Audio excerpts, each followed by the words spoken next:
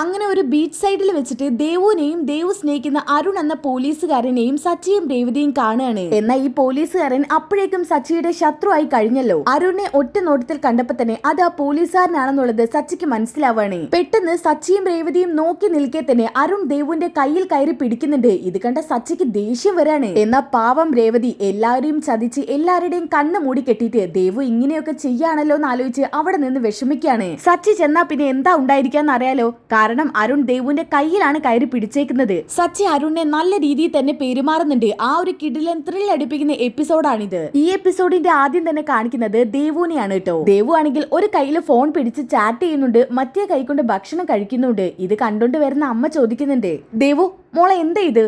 എന്താ അമ്മേ, പ്ലേറ്റിൽ വിളമ്പിയ ഭക്ഷണം പോലെ അനങ്ങിയിട്ടില്ല. എന്താ മോളെ നിനക്ക് പറ്റിയത്? ഇപ്പൊ കുറച്ച് ദിവസമായിട്ട് നീ ഫോണിൽ തന്നെയാണല്ലോ. എന്നാ ഇത് കേട്ടോണ്ടാണ് ശരത്ത് അങ്ങോട്ട് വരുന്നത്. അമ്മയ്ക്ക് ഇപ്പോഴാണ് ഈ ഒരു സംശയം തോന്നിയത്. എന്നാലേ എനിക്ക് ഈ സംശയം തോന്നിയിട്ട് കുറച്ച് നാളായി. അല്ല എന്ത് സംശയം? അപ്പൊ തന്നെ ദേവു പറയുന്നുണ്ട്, അമ്മേ അത് ശരത്ത് വെറുതെ പറയുന്നതാ. വെറുതെ പറയേ? എനിക്കൊന്നും മനസ്സിലാവുന്നില്ല. നിങ്ങൾ എന്തൊക്കെയാ പറയുന്നത്? മോനെ ശരത്തെ, എന്തെങ്കിലും പറയാനുണ്ടെങ്കിൽ അത് അമ്മയോട് തുറന്നു പറ. അത് പിന്നെ അമ്മേ ഒന്നുമില്ല. ശരത്തെ മിണ്ടാതിരിക്ക്. നീ ഓരോന്ന് ഊഹിച്ചു കൂട്ടിയിട്ട് അമ്മയെ വെറുതെ ടെൻഷൻ ആക്കണ്ട. ദേവു നീ മിണ്ടാതിരിക്ക്. എന്തോ ശരത്തിന് എന്നോട് പറയാനുണ്ട്. മോൻ അമ്മയോട് പറ. ഒന്നുമില്ല അമ്മേ, ശരത്ത് വെറുതെ ഓവർ തിങ്ക് ചെയ്യുന്നതാ. ദേ ശരത്തെ, ആവശ്യമില്ലാത്ത കാര്യങ്ങൾ പറഞ്ഞ് അമ്മയെ ടെൻഷൻ ആക്കരുത്. അയ്യോ ഞാനൊന്നും പറയുന്നില്ലേ. നിങ്ങൾ രണ്ടുപേരും എന്താന്ന് വെച്ചാ ചെയ്തോ. പിന്നെ ഞാൻ ഈ കാര്യം എന്തായാലും അമ്മയോട് പറഞ്ഞിട്ടില്ലെങ്കിലും ചേച്ചിയോട് പറയും. ചേച്ചിയോട് പറയാതിരിക്കാൻ എനിക്ക് പറ്റില്ല. അപ്പോ ദേവുവിന്റെ അമ്മയ്ക്ക് ദേഷ്യം വരുന്നുണ്ട് കേട്ടോ. അമ്മ പറയുന്നുണ്ട്, ദേവു ഞാൻ നിങ്ങൾ കേൾക്കാനായിട്ടാ പറയുന്നത്. നിങ്ങൾക്ക് എന്തെങ്കിലും പ്രശ്നം ഉണ്ടെങ്കിലേ അത് അമ്മയായ എന്നോട് പറയാം. വെറുതെ എന്തിനാ ആ പാവത്തിനെ ബുദ്ധിമുട്ടിക്കുന്നത്? രണ്ടറ്റം കൂട്ടിമുട്ടിക്കാൻ വേണ്ടി അത് ഒരുപാട് കഷ്ടപ്പെടുന്നുണ്ട്. അതിനിടയിൽ നിങ്ങൾ ഓരോ പ്രശ്നങ്ങൾ ഉണ്ടാക്കി രേവതി മോളെ ബുദ്ധിമുട്ടാക്കരുത്. എന്റെ മോളെ വേദനിപ്പിക്കാൻ ഞാൻ സമ്മതിക്കില്ല. അമ്മേ അതിനിവിടെ ഒന്നും ഉണ്ടായിട്ടില്ലല്ലോ. ഞാൻ ചുമ്മാ ദേവുവിനെ കളിയാക്കിയതല്ലേ. അവൾ അവളുടെ ജോലിയുമായി ബന്ധപ്പെട്ട് എന്തോ ഫോണിൽ നോക്കുമായിരിക്കും. ഞാൻ ചുമ്മാ അവളെ കളിയാക്കാൻ പറഞ്ഞതാ. അമ്മ പോയിട്ടെ എനിക്ക് നല്ല മുറിഞ്ഞ ചൂടിലുള്ള ദോശ എടുത്തോണ്ട് വാ. ശരി.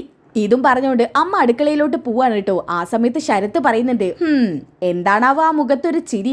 ഞാൻ അതുപോലെ അങ്ങ് വിശ്വസിച്ചെന്ന് കരുതിയോ? എന്നാ കേട്ടോ, ആ പാവ അമ്മയെ വിഷമിപ്പിക്കേണ്ടെന്ന് കരുതിയിട്ടാ ഞാൻ കൂടുതലൊന്നും പറയാഞ്ഞത്. എന്തായാലും ആ ഫോണിൽ നോക്കി ചാറ്റ് ചെയ്യുന്നതും മുഖഭാവമൊക്കെ കണ്ടാലേ പ്രായപൂർത്തിയായ ആർക്കായാലും മനസ്സിലാവും എന്താ ആ ഫോണിൽ നടക്കുന്നതെന്ന്. ശരത്തെ, ഞാൻ എന്റെ ജോലി കാര്യം നോക്കിയതാ. അതിന് നീ തെറ്റായ അർത്ഥത്തിൽ കാണണ്ട. പിന്നെ നിന്റെ ഇതുപോലെ ഊഹാപോഹത്തുള്ള സംസാരങ്ങളെ അമ്മയെ പോലെ തന്നെ എല്ലാവർക്കും സംശയം ഉണ്ടാക്കും. അതുകൊണ്ട് ഈ സംസാരം ഇവിടെ നിർത്തിയേക്ക്. മോളെ ദേവു, നീ ആരെയും പറ്റിക്കുന്നത്?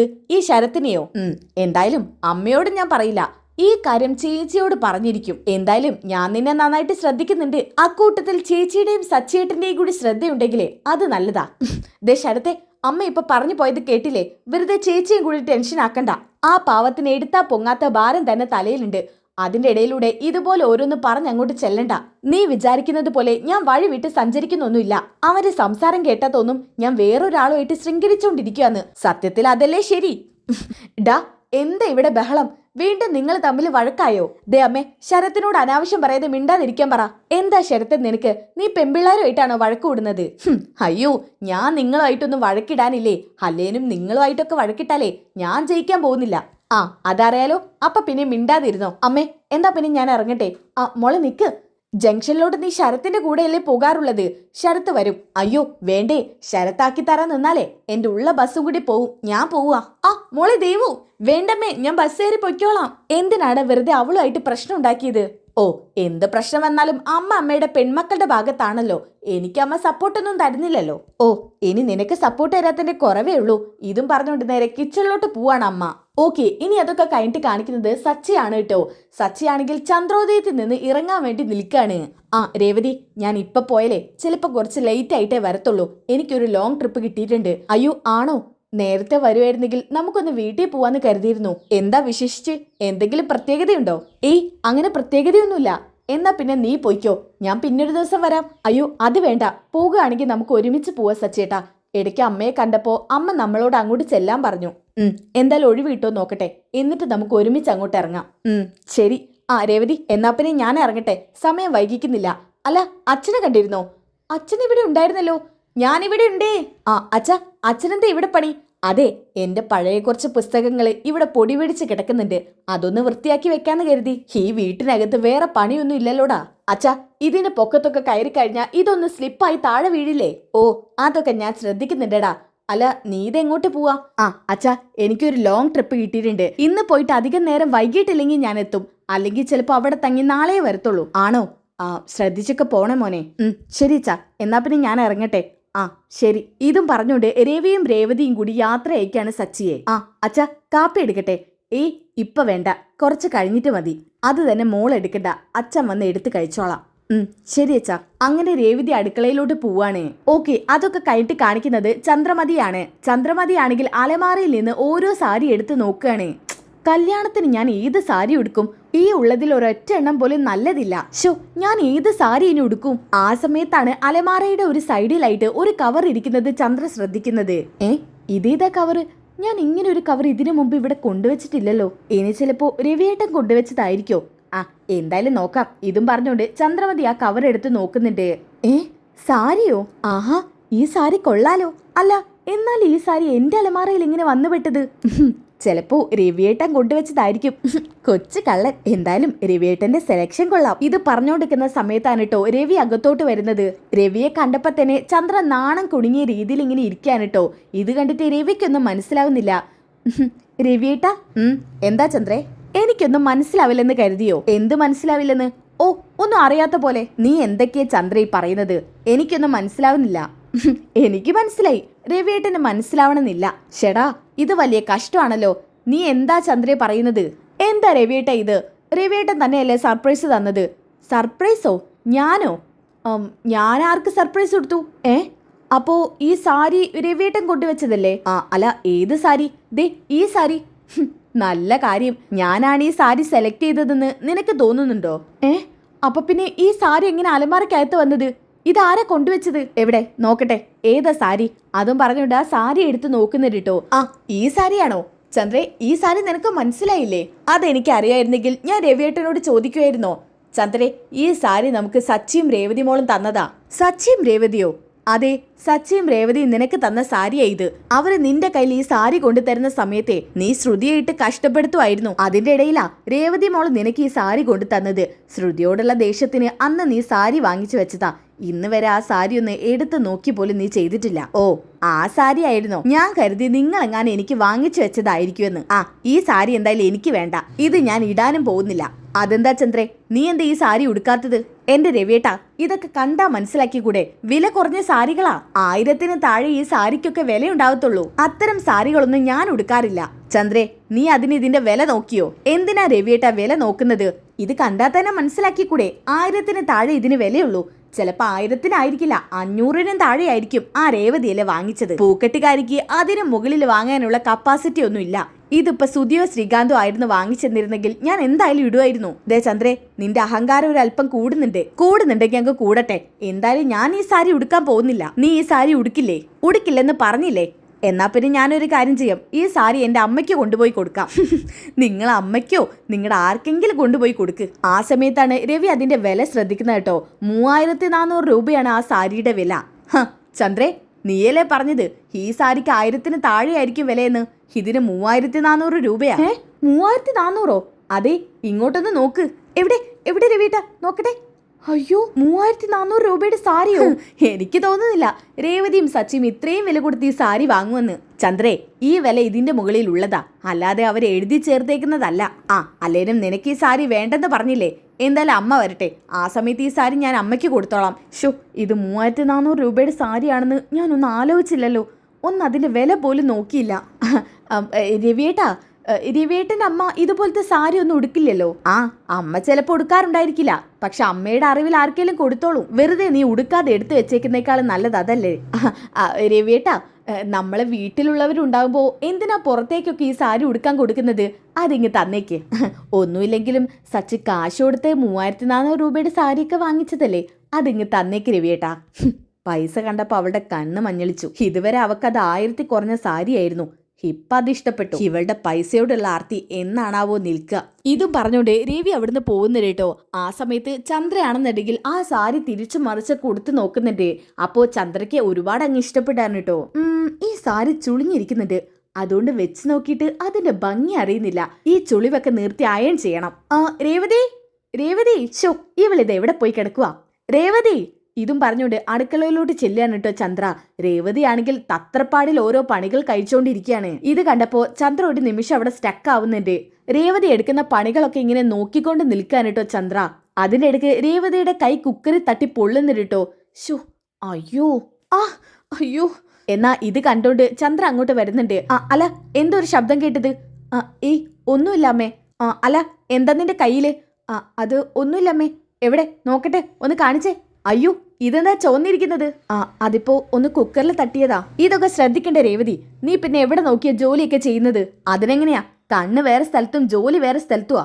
ശ്രദ്ധിച്ച് ജോലി ചെയ്യ്. ഇതും പറഞ്ഞുകൊണ്ട് ചന്ദ്ര അവിടുന്ന് ദേഷ്യം പിടിച്ച് പോവാണ്. സത്യത്തിൽ ചന്ദ്രയ്ക്ക് ചെറിയൊരു സഹതാപം തോന്നിയതാണ് കേട്ടോ. രേവതി അവിടെ നല്ല ജോലിയിലാ. ഇടയ്ക്ക് വെച്ച് അവളുടെ കൈ പൊള്ളുകയും ചെയ്തു. ഇനിയിപ്പോ ശ്രുതിയോട് പറയാം. ശ്രുതി, മോളെ ശ്രുതി. എന്താ അമ്മേ? എടാ ശ്രുതി എവിടെ? ശ്രുതി മുറി കാണും അമ്മേ. അല്ല, ശ്രുതിക്ക് എന്താ പണി? അവക്ക് പ്രത്യേകിച്ച് പണിയൊന്നുമില്ല. പണിയൊന്നുമില്ലല്ലേ? എന്നാ പിന്നെ ഞാൻ പണി കൊടുക്കാം. ഇതും പറഞ്ഞുകൊണ്ട് ചന്ദ്ര അവിടുന്ന് പോകുന്നുണ്ട്. പണി കൊടുക്കാനോ? എന്തേലാവട്ടെ, എനിക്കല്ലല്ലോ പണി. ഇതും പറഞ്ഞുകൊണ്ട് ശ്രുതി അവിടുന്ന് പോവാണ്. ഓക്കെ, അങ്ങനെ ചന്ദ്ര നേരെ ശ്രുതിയുടെ മുറിയിൽ എത്തുന്നുണ്ട്. ശ്രുതി നെയിൽ പോളിഷ് ഇടാൻ വേണ്ടി ഇരിക്കാൻ കേട്ടോ. ശ്രുതി, ശ്രുതിന്ന് വിളിച്ചപ്പോൾ തന്നെ പെട്ടെന്ന് ശ്രുതി ഞെട്ടുന്നുണ്ട് കേട്ടോ. അങ്ങനെ നെയിൽ പോളിഷ് കൈൻ്റെ ഒരു സൈഡിലോട്ട് ആവാണ്. ഷോ, എന്താ ആൻറ്റി ഇത്? എന്താ, എന്തു പറ്റി മോളെ? ആൻറ്റി, ഞാൻ നെയിൽ പോളിഷ് ഇടുവല്ലായിരുന്നോ? ഇപ്പൊ എന്റെ കയ്യിൽ മൊത്തം നെയിൽ പോളിഷ് ആയില്ലേ? അതങ്ങ് കഴുകി കളഞ്ഞാ പോരെ? അല്ലെങ്കിൽ നെയിൽ പോളിഷ് ഇടാനായിട്ടില്ല. നിനക്കൊരു ജോലിയുണ്ട്. ജോലിയോ? എന്ത് ജോലി? ദേ, എന്റെ കയ്യിലിരിക്കുന്ന ഈ സാരിയെ ചുളിവില്ലാതെ ഒന്ന് അയൺ ചെയ്തതാ. അത്രേ ഉള്ളൂ. അത് രേവതിയോട് പറയാ ആൻറ്റി. അതെന്താ, നിനക്ക് ചെയ്തു തന്നൂടെ? ആൻറ്റി, ഞാനിപ്പോ നെയിൽ പോളിഷ് ഇട്ടോണ്ടിരിക്കുക. ആൻറ്റി കാണുന്നില്ലേ? രേവതിയോട് ചെന്ന് പറ. രേവതിയെ, നമുക്കെല്ലാവർക്കും ഉച്ചയ്ക്ക് വെട്ടി വിഴുങ്ങാനുള്ളത് പാകം ചെയ്തോണ്ടിരിക്കും അടുക്കളയിൽ. അതുകൊണ്ട് ഇടയ്ക്ക് വെച്ച് രേവതിയെ വിളിക്കാൻ കഴിയില്ല. ദേ, ഈ സാരിയെ ചുളിവില്ലാതെ നീ വേണം അയൺ ചെയ്തു തരാൻ. ഷോ ആൻറ്റി, ഒന്നതൊന്ന് രേവതിയോട് പറയാ ആൻറ്റി. പറ്റില്ലെന്ന് പറഞ്ഞ പറ്റില്ല. എന്താ, നിനക്കിതൊന്ന് അയൺ ചെയ്ത് തന്നാലേ നിന്റെ കയ്യിൽ വള ഉരിപ്പോവോ? ഈ തള്ള തുടങ്ങി. എടി, നീ എനിക്ക് വയറുവേദനയാണെന്ന് പറഞ്ഞപ്പോ എനിക്കില്ലാത്ത ഇഞ്ചക്ഷൻ തരാൻ വേണ്ടി കൊണ്ടുപോയതല്ലേടി? അതിനുള്ള പണി ഈ ചന്ദ്ര നിനക്കിനി തരും. ആൻറ്റി, അത് ഒന്നും പറയണ്ട. ഈ സാരിയെ ചുളിവില്ലാതെ അയൺ ചെയ്തോണ്ട് വാ. ചെല്. ഷോ, ഇത് വലിയ കഷ്ടമാണല്ലോ. കുറച്ച് കഷ്ടപ്പാടൊക്കെ കാണും. ചെല്ല്. ഇതും പറഞ്ഞോണ്ട് ശ്രുതിയുടെ കയ്യിൽ സാരി കൊടുത്ത് വിടുന്നുണ്ട് കേട്ടോ.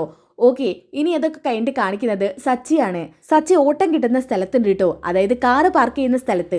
സച്ചിയുടെ ഒരു കൂട്ടുകാരൻ ചോദിക്കുന്നുണ്ട്, അല്ല സച്ചി, നീ ഇന്ന് രാവിലെ പോകുന്നു പറഞ്ഞിട്ട് എന്തു പറ്റി? എടാ, ഒന്നും പറയണ്ട. ആ ക്ലയന്റ് ചതിച്ചു. ഇന്ന് രാവിലെ വേറെ ഒരു ട്രിപ്പ് കിട്ടിയതായിരുന്നു. അയാൾ കാരണം ആ ട്രിപ്പ് ഞാൻ ക്യാൻസൽ ചെയ്തു. എന്നിട്ടിപ്പോ എന്തായി? 2 ട്രിപ്പും ഇല്ലാതെ ഇവിടെ ഇങ്ങനെ വെറുതെ ഇരിക്കേണ്ടി വന്നു.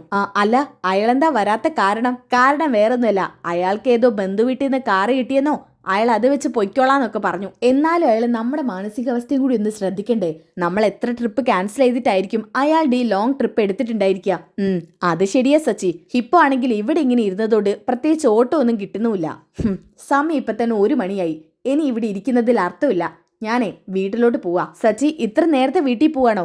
ഇവിടെ ഇരുന്നതുകൊണ്ട് പ്രത്യേകിച്ച് കാര്യമുണ്ടെന്ന് തോന്നുന്നില്ല. ഞാൻ എന്തായാലും വീട്ടിൽ പോട്ടെ. ആരെങ്കിലും വിളിക്കുവാണെന്നുണ്ടെങ്കിൽ പോവാം. ശരിയടാ. അങ്ങനെ സച്ചി ആണെന്നുണ്ടെങ്കിൽ കാറെടുത്ത് നേരെ വീട്ടിലോട്ട് വിടുന്നുണ്ട്. അങ്ങനെ സച്ചി വീട്ടിലെത്തുന്നുണ്ട് കേട്ടോ. രേവതി, സച്ചേട്ടാ, സച്ചേട്ടൻ ഇന്ന് വരുത്തുണ്ടാവില്ലെന്നല്ലേ പറഞ്ഞത്? ഇതെന്താ ഇപ്പൊ വന്നത്? ആ ട്രിപ്പ് ക്യാൻസലായി രേവതി. ചില ആളുകൾ ഇങ്ങനെയാ, അവസാന നിമിഷം വെച്ച് ചതിക്കും. അയ്യോ, കുറച്ച് കാശ് കിട്ടുന്ന ട്രിപ്പായിരുന്നല്ലേ സച്ചേട്ടാ? അതെ രേവതി, അതിനുശേഷം എനിക്ക് 1-2 ട്രിപ്പ് വേറെയും വന്നതാ. ഈ ലോങ് ട്രിപ്പ് കാരണം ആ ട്രിപ്പൊക്കെ ഞാൻ ക്യാൻസൽ ചെയ്തു. അയാൾക്കെന്താ നഷ്ടം? അയാൾക്ക് വിളിച്ച് ക്യാൻസൽ ചെയ്താൽ മതിയല്ലോ. നഷ്ടം നമുക്കല്ലേ? പോട്ടെ സച്ചേട്ടാ. അയാൾക്ക് ചിലപ്പം മറ്റെന്തെങ്കിലും പ്രശ്നം കാണും. സച്ചേട്ടൻ എന്തെങ്കിലും കഴിച്ചോ? ഞാൻ കഴിച്ചിട്ടാ വന്നത്. അല്ല രേവതി, നിനക്കിനി എന്തെങ്കിലും ജോലിയുണ്ടോ? ജോലിയുണ്ടോന്നോ? ഇത് നല്ല ചോദ്യം. അടുക്കളയിൽ ഒരു കുന്നുകൂട്ടം പാത്രം വൃത്തിയാക്കാൻ കിടക്കുക. അടുക്കളയിൽ പാത്രമല്ലേ കഴുകി വെക്കാനുള്ളൂ. അതൊക്കെ കഴിച്ചവർക്കും കഴുകി വെക്കാലോ. സമയത്തിന് ആഹാരം അവരുടെ മുന്നിൽ എത്തിച്ചു കൊടുക്കുന്നില്ലേ? ഇനി കഴിക്കാനാണോ അവർക്ക് ഇത്ര പണി? രേവതി, ഇന്ന് എന്തായാലും നീ പാത്രം കഴുകണ്ട. നീ ഇന്ന് ഫ്രീ ആണെന്നുണ്ടെങ്കിൽ നമുക്കൊന്ന് ചുറ്റാൻ പോവായിരുന്നു. ചുറ്റാൻ പോവേ? ഇതെന്തു പറ്റി? ഒന്നും പറ്റിയിട്ടല്ല രേവതി.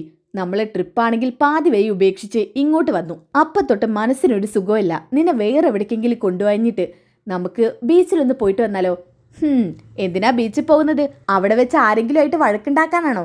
അതാണല്ലോ ഇപ്പൊ പ്രത്യേക ഹോബി. ഓ, ഞാൻ പറഞ്ഞത് തെറ്റായിപ്പോയി. നിന്നെ ബീച്ചിലോട്ട് പോയിട്ടേ ഞാൻ ഇവിടുന്ന് പുറത്തോട്ട് പോലും കൊണ്ടുപോകത്തില്ല. നീ ഇവിടെ തന്നെ അങ്ങ് ഇരുന്നോ. അയ്യോ സച്ചേട്ട പെണങ്ങല്ലേ, ഞാൻ അന്നുണ്ടായ പ്രശ്നങ്ങളൊക്കെ വെച്ച് പറഞ്ഞതല്ലേ. ഓ, നീ ആരാ മുൻകൂട്ടി പ്രശ്നങ്ങളൊക്കെ പ്രവചിക്കാൻ? ദിവ്യദൃഷ്ടി വല്ലതും ഉണ്ടോ നിനക്ക്? അയ്യോ, ഞാൻ വെറുതെ പറഞ്ഞതാ സച്ചേട്ടാ. നമുക്കിപ്പോ ബീച്ചിൽ പോണം, അതല്ലേ? ബീച്ചിൽ പോവാം. ഞാനില്ല, എന്റെ മൂഡ് പോയി. മൂഡ് പോയെന്നോ? എന്നാ പിന്നെ ശരി, ഞാനുമില്ല. രേവതി അങ്ങനെ പറയല്ലേ. ഞാൻ വെറുതെ പറഞ്ഞതാ. എന്നാലേ ഞാൻ വെറുതെ പറഞ്ഞതല്ല. അയ്യോ രേവതി പ്ലീസ്, നമുക്ക് പോവാം. ശരി എന്നാ പോവാം. ദേ അവിടെ വെച്ച് തല്ലുണ്ടാക്കിയുണ്ടല്ലോ, ഈ രേവതിയുടെ തനി കൊണാറിയൂ. അയ്യോ, ആരെന്ത് പറഞ്ഞാലും ഞാൻ കമാന്ന് അക്ഷരം മിണ്ടില്ലേ. അവരെ കയറി പിടിക്കത്തോ തല്ലത്തോ ഒന്നുമില്ല. അങ്ങനെ നല്ല കുട്ടിയായിരുന്നാലേ ഈ സച്ചിമോന് നന്ന്. പിന്നെ തന്നെ എന്തെങ്കിലും പറഞ്ഞോ? ഏയ് ഒന്നും പറഞ്ഞില്ല. ശരി ശരി, എന്നാലേ ഞാൻ ഈ സാരി ഒന്ന് മാറിയിട്ട് വരാം. ശരി ഓക്കെ. ഇനി അതൊക്കെ കഴിഞ്ഞിട്ട് കാണിക്കുന്നത് ദേവുവിന്റെ ഹോസ്പിറ്റലാണ് കേട്ടോ. ദേവുവിന്റെ ഹോസ്പിറ്റലിലോട്ട് ദേവു സ്നേഹിക്കുന്ന അരുൺ എന്ന പോലീസുകാരൻ വരുന്നുണ്ട്. സർപ്രൈസ് ആയിട്ടാണ് കേട്ടോ വരുന്നത്. അങ്ങനെ ആ പോലീസുകാരൻ ഹോസ്പിറ്റലിന്റെ അകത്തോട്ട് കയറുന്ന സമയത്ത് തന്നെ ദേവുവിന്റെ കൂട്ടുകാരിയെ കാണുകയാണ്. Excuse me. യെസ്. ദേവിക അറിയോ? അറിയാലോ.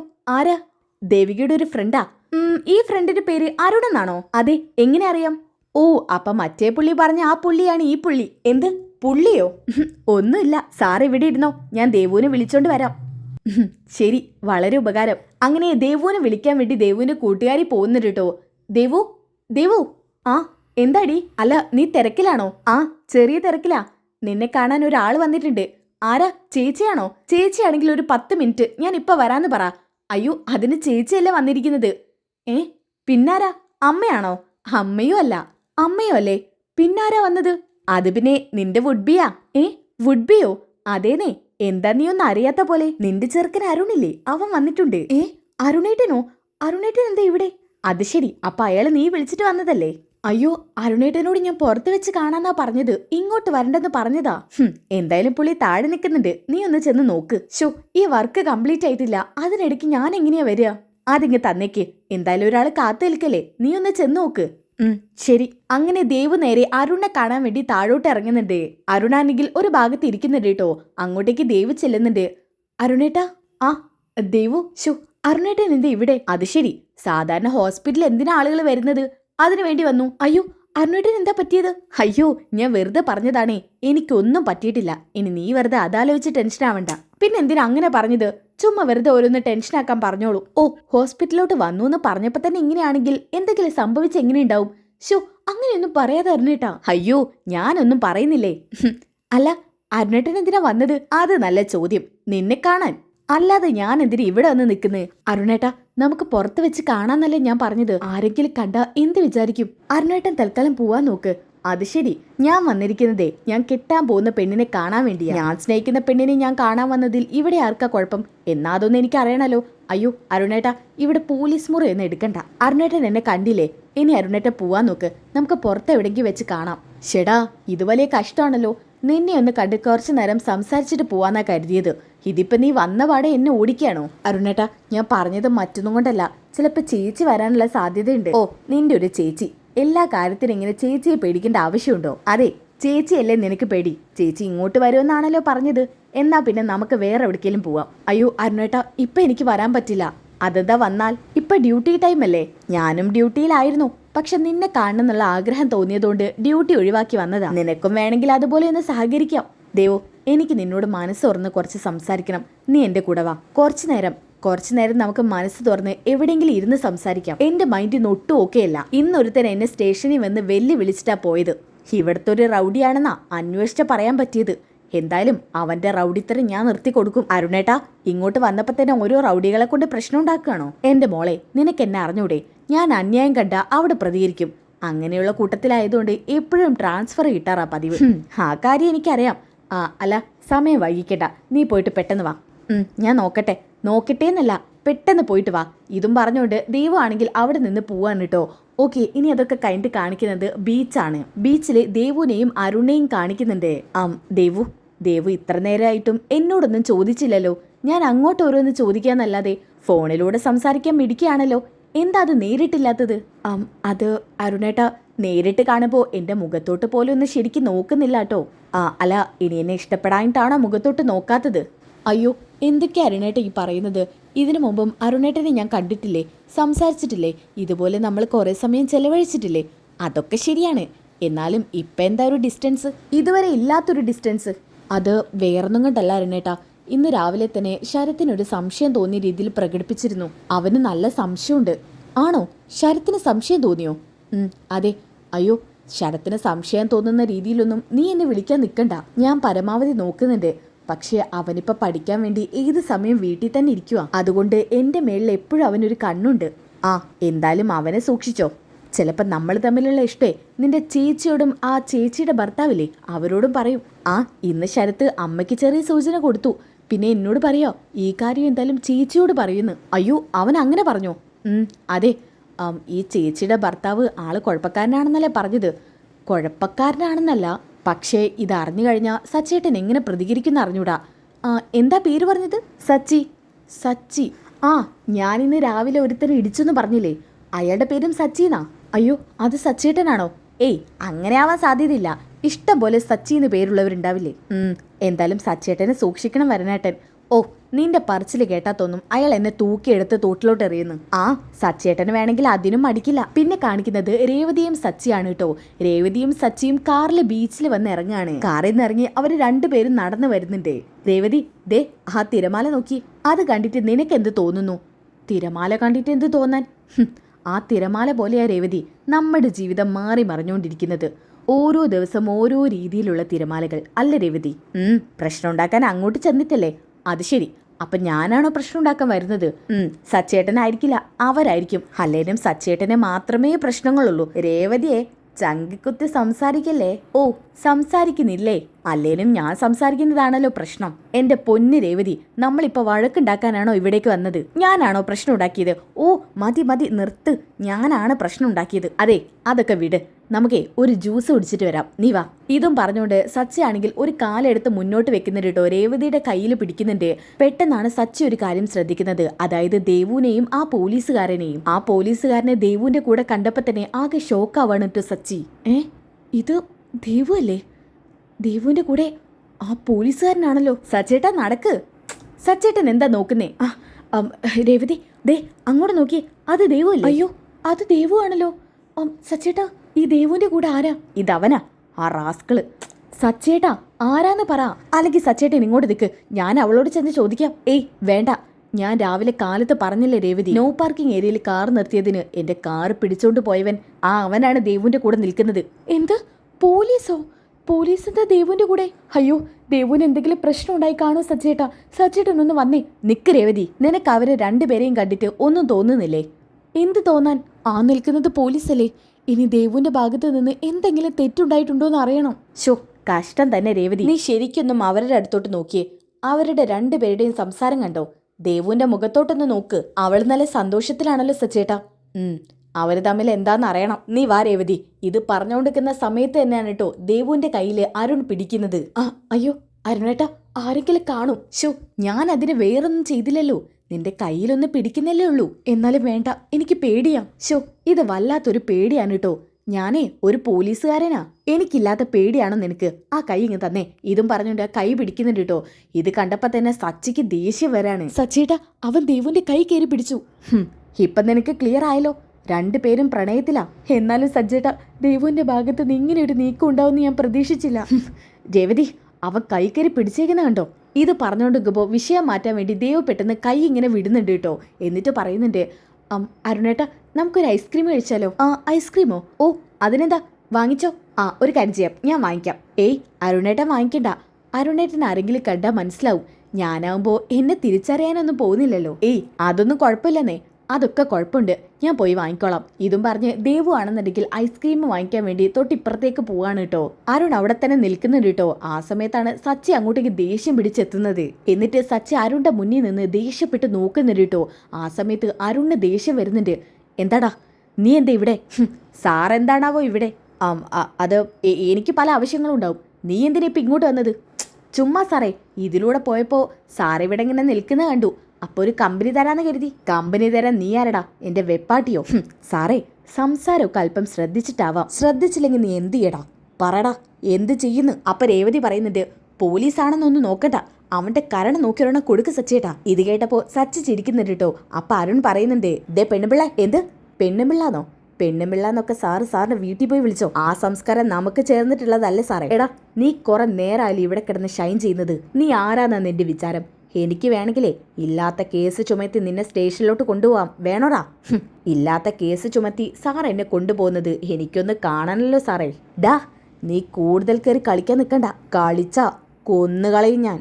വിട് സാറേ, കൊന്നുകളയോ നിങ്ങള്? എന്നാ പിന്നെ ഈ സച്ചിക്ക് അതൊന്ന് കാണണല്ലോ. രേവതിയെ, നിന്റെ ഭർത്താവിനെ ഇയാൾക്ക് കൊല്ലണമെന്ന്. കൊല്ലാനിങ്ങ് വാടാ, കാണിച്ചു തരാം. നീ നല്ല ഉശിരുള്ള പെമ്പിള്ളാരുടെ കൈൻ്റെ ചൂടറിഞ്ഞിട്ടില്ല. ദേ, സ്ത്രീയാന്നുള്ള ബഹുമാനം തരുന്നത് അതെനി തരുന്ന് പ്രതീക്ഷിക്കണ്ട. ഇവളെ വിളിച്ച് നിനക്ക് മര്യാദയ്ക്ക് ഇവിടുന്ന് പോകുന്നതാ നല്ലത്. പോയില്ലെങ്കിൽ പോവില്ലടാ നീ. ഇതും പറഞ്ഞുകൊണ്ട് സച്ചിയുടെ കോളറി കയറി പിടിക്കാനിട്ടോ. എന്താടാ, നിന്റെ പെണ്ണിന്റെ മുന്നിൽ ഇവിടെ വന്ന് നീ ഷൈൻ ചെയ്യാന്ന് കരുതിയോ? വെച്ചേക്കില്ലേ ഞാൻ. നിന്നെ മാത്രമല്ല, ദേ ഈ പെണ്ണുമ്പിളയും. അപ്പോഴാണ് ഐസ്ക്രീമും വാങ്ങിയിട്ട് ദേവു അങ്ങോട്ട് വരുന്നത്. പെട്ടെന്ന് തന്നെ രേവതിയും സച്ചിയും കാണാൻ കേട്ടോ. അയ്യോ, ഇത് സച്ചേട്ടനും ചേച്ചിയല്ലേ? അയ്യോ, അവരെല്ലാം അറിഞ്ഞിട്ട് വന്നതാണെന്ന് തോന്നുന്നു. ചിലപ്പോൾ ശരത്ത് പറഞ്ഞു കൊടുത്തു കാണും. ഇപ്പം നിന്റെ തന്തയ്ക്കെ വിളി കേട്ടുള്ളൂ. ഇനി തന്തേനെ വേറൊന്നും പറയിപ്പിക്കട നീ എന്ന് അരുൺ പറയുന്നുണ്ട് കേട്ടോ. ആ സമയത്ത് സച്ചിക്ക് ദേഷ്യം കയറാണ്. സച്ചിയാണെന്നുണ്ടെങ്കിൽ തല്ലുണ്ടാക്കാനായിട്ട് അരുണായിട്ട്. പെട്ടെന്ന് തന്നെ ദേവ് ഓടി വരുന്നുണ്ട്. എന്നിട്ട് ദേവ് അവരെ തമ്മിൽ പിടിച്ചു മാറ്റാൻ നോക്കുകയാണ്. അയ്യോ സച്ചിയേട്ടാ വേണ്ട, സച്ചിയേട്ടാ വേണ്ട. ആ സമയത്ത് പെട്ടെന്ന് അരുൺ ദേവുവിനെ ശ്രദ്ധിക്കാനിട്ടോ. സച്ചിയേട്ടാന്നൊക്കെ വിളിക്കുന്നത്. അപ്പോൾ രേവതി ചോദിക്കുന്നുണ്ട്, ദേവു നീ എന്താ ഇവനുമായിട്ട് ഇവിടെ? അത് പിന്നെ ചേച്ചി, ഞാൻ പറയാം ചേച്ചി, ആദ്യം ഇവരെ ഒന്ന് പിടിച്ചു മാറ്റ്. സച്ചേട്ടാ നിർത്ത്. അപ്പൊ സച്ചി ചോദിക്കുന്നുണ്ട്, ദേവു നീ എന്താ ഇവനുമായിട്ട് ഇവിടെ? പറയാനല്ലേ പറഞ്ഞത്, എന്താ ഇവിടെന്ന്? നിന്റെ ഡ്യൂട്ടി ടൈമല്ലേ ഇപ്പോൾ? ഡ്യൂട്ടി ടൈമിന് എന്താ ഇവന്റെ കൂടെ ബീച്ചിൽ? അത് പിന്നെ അത് നിന്നോടാ ദേവു സച്ചേട്ടൻ ചോദിക്കുന്നത്. ഞാൻ പറയാം. ഇത് അരുൺ എൻ്റെ കൂട്ടുകാരനാ. നമ്മൾ ഒരേ സ്കൂളിൽ പഠിച്ചതാ. ഇടയ്ക്ക് ഹോസ്പിറ്റലിൽ വെച്ച് കണ്ടപ്പോൾ ഒന്ന് മീറ്റ് ചെയ്തെന്നേ ഉള്ളൂ. ദേവു സത്യം പറ, നീ ഇവനും തമ്മിൽ അതിനപ്പുറത്തേക്ക് ഒരു ബന്ധവുമില്ലേ? ചേച്ചി എന്തൊക്കെയാ പറയുന്നത്? അങ്ങനെ ഒരു ബന്ധം എനിക്കുണ്ടാവുമോ? ദേവു, നീ എല്ലാവരുടെയും കണ്ണ് മൂടിക്കെട്ടുന്നത് പോലെ ഞങ്ങളുടെ കണ്ണ് മൂടിക്കെട്ടണ്ട. ഇവൻ നിന്റെ കൈ പിടിക്കുന്നത് ഞാനും സച്ചേട്ടനും കണ്ണുകൊണ്ട് കണ്ടതാ. ആ സമയത്ത് അരുണാണെന്നുണ്ടെങ്കിൽ ആകെ പേടിച്ചുകൊണ്ട് നിൽക്കാൻ കേട്ടോ. എന്നിട്ട് അരുൺ ദേവുവിനോട് ചോദിക്കുന്നുണ്ട്, ദേവു ഇതാരാ? നിനക്കറിയുന്നവരാണോ? അതെ, ഇതെൻ്റെ ചേച്ചിയോ ഹസ്ബൻഡുവാ. ഈശ്വര, ചതിച്ചല്ലോ. ഇങ്ങേരുടെ മുന്നിൽ തന്നെ ആദ്യത്തെ ദിവസം വന്ന് പെട്ടല്ലോ ദൈവമേ. എന്താ സാറേ, ഞെട്ടിയോ? ദേവുവിൻ്റെ ചേച്ചിയും ഹസ്ബൻഡും ആണല്ലേ? അതെ, ദേവുവിൻ്റെ ചേച്ചിയും ചേച്ചിയുടെ ഹസ്ബൻഡുമാണ്. എനിക്ക് മനസ്സിലായില്ല. മനസ്സിലാവാൻ ഞാൻ ആരാണെന്ന് നിങ്ങളോട് പറഞ്ഞിട്ടില്ലല്ലോ. സോറി സച്ചേട്ടാ, ഞാൻ ആളറിയാതെ. രേവതിയെ, സച്ചേട്ടാന്ന്. സാറിൻ്റെ ടോണ് മാറിയത് കണ്ടില്ലേ? ഡാ, നീ എൻ്റെ സച്ചേട്ടനോട് ഇത്ര നേരം എന്താ പറഞ്ഞത്? അത് പിന്നെ ചേച്ചി ആളറിയാതെ ആണെങ്കിലും ഒരാളോട് ചെയ്യാൻ പാടില്ലാത്ത പ്രവൃത്തിയല്ലേ താൻ ഇന്ന് ചെയ്തത്. സച്ചേട്ടൻ നോ പാർക്കിംഗ് ഏരിയയിൽ കാർ നിർത്തിയിട്ടു. സച്ചേട്ടൻ അതിന് തന്നോട് ക്ഷമ ചോദിച്ചില്ലേ? ഫൈൻ അടയ്ക്കാന്നും പറഞ്ഞ് താൻ അതൊന്നും കൂട്ടുവെക്കാതെ സച്ചേട്ടൻ്റെ കാർ എടുത്തോണ്ട് പോയില്ലടോ. അത് പിന്നെ ചേച്ചി, സോറി ചേച്ചി, ഞാൻ ഇദ്ദേഹത്തെ കണ്ടപ്പോൾ തെറ്റായി ധരിച്ചതാ. അയ്യോ രേവതിയെ, ഇപ്പോൾ ഇദ്ദേഹവും ചേട്ടനൊക്കെ ആയി. സച്ചേട്ടാ, എനിക്ക് മാപ്പ് തരണം. അപ്പം തന്നെ ദേവ് ചോദിക്കുന്നുണ്ട്, അരുണേട്ടാ രാവിലെ സച്ചേട്ടനായിട്ടാണല്ലോ ഇപ്പം പ്രശ്നം ഉണ്ടായത്? അതേ ദേവു. സാറിന് മാപ്പ് തരാനൊന്നും പറ്റില്ല. കാരണം സാറിൻ്റെ അച്ഛനാ വിളിച്ചത്. അതുകൊണ്ട് താൻ മാപ്പർഹിക്കുന്നില്ല. തന്നെ ഇടിച്ചൊതുക്കാൻ എനിക്കറിയാം. പക്ഷെ വെറുതെ തല്ലുണ്ടാക്കില്ലെന്ന് ഞാൻ രേവതിക്ക് വാക്കുകൊടുത്തു പോയി. ദേവു എന്താ നോക്കിയിരിക്കുന്നത്? പോവാം. സച്ചേട്ടാ, ഞാൻ ഹോസ്പിറ്റലിലോട്ടാ. അതിനെന്താ, ഹോസ്പിറ്റലിൽ ഇറക്കിത്തരാം, വാ. ദേവു പോവാണോ? പിന്നെ പോവല്ലാതെ നീ ആരടാ? ചേച്ചി, ഞാനും ദേവും തമ്മിൽ. നീയും ദേവും തമ്മിൽ? ആ സമയത്ത് ദേവ് ഇങ്ങനെ മിണ്ടാതിരിക്കാൻ പറയുന്നുണ്ട് കേട്ടോ. ഞങ്ങൾക്ക് മനസ്സിലായി, നിങ്ങൾ കൂടുതൽ ആംഗ്യം കാണിച്ച് ബുദ്ധിമുട്ടണ്ട. ദേവുവിനും നിനക്കിടയിൽ ഒരു ചെറിയ പ്രണയമുണ്ട്. ആ പ്രണയത്തിൻ്റെ പേരും പറഞ്ഞ് ദേവുവിനെ ഇനി ശല്യം ചെയ്യാൻ നിന്നാൽ ഈ സച്ചി ആരാണെന്നുള്ളത് നീ അറിയും.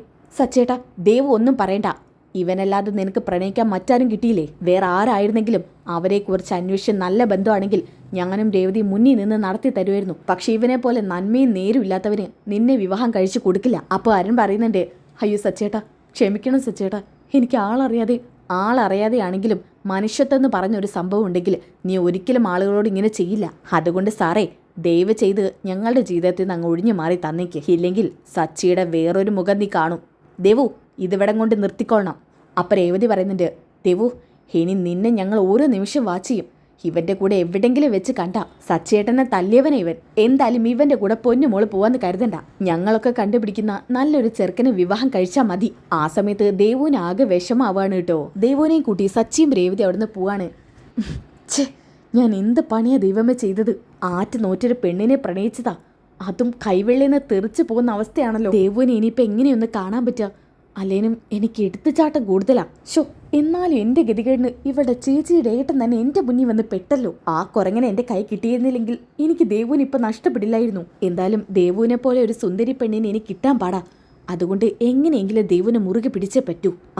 ദേവുവിനെ അവിടെ ഹോസ്പിറ്റലാക്കുമെന്നല്ലേ പറഞ്ഞത്. ഞാനപ്പോൾ ഹോസ്പിറ്റലിലോട്ട് ചെല്ലുന്നതാണ് ബുദ്ധി. അവിടെ ചെന്നാൽ ദേവുവിനെ കാണാൻ പറ്റുമല്ലോ. എന്തായാലും അങ്ങോട്ട് പോവാം. ഓക്കെ, അതോടുകൂടിയിട്ട് ഈ ഒരു എപ്പിസോഡ് അവിടെ അവസാനിക്കാൻ കേട്ടോ. ഇതിൻ്റെ ബാക്കി എപ്പിസോഡ് കിട്ടാൻ വേണ്ടി നിങ്ങൾ നെക്സ്റ്റ് എപ്പിസോഡിൽ നിന്ന് കമൻറ്റ് ചെയ്യുക. നെക്സ്റ്റ് എപ്പിസോഡിൽ നിന്ന് കമൻറ്റ് ചെയ്താൽ അടുത്ത എപ്പിസോഡ് ഉടനടി അപ്ലോഡ് ചെയ്യുന്നതായിരിക്കും. അപ്പോൾ ഈ വീഡിയോ ഇഷ്ടപ്പെട്ടാൽ ലൈക്ക് ചെയ്യാനും സബ്സ്ക്രൈബ് ചെയ്യാനും കമൻറ്റ് ചെയ്യാനും മറക്കണ്ട. അപ്പോൾ അടുത്തൊരു വീഡിയോയിൽ കാണുന്നവരേക്കും എല്ലാവർക്കും ബൈ ഗൈസ്.